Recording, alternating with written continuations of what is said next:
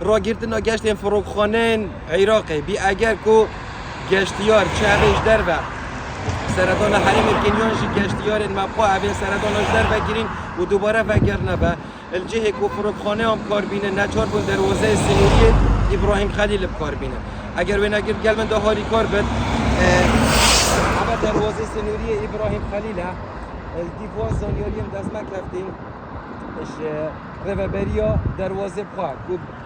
رجا سردانگر هات روژ آسایی داد 2,000 کسا معامله 2,000 کسا هاتم رهبر برن لیت 48 دم جمیرن در بازگوی دا جبرکو گشت این فروخانه آن هاتین راوستاندن گشتیار نچار بون دروازه سنوری ابراهیم خلیل بکار بینن بر به چندش فشار کاسیده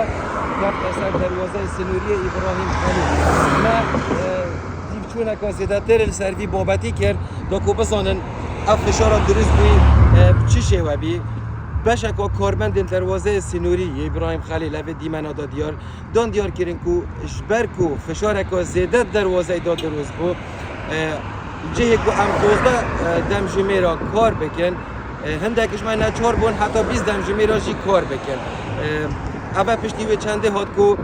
جنگ نوبر اسرائیل و ایران دا گشت فروخانه عراق اشتر ساحر شهاتن را وستاندن گشتیار جی نچار بون دروازه سنوری ابراهیم خلیل کار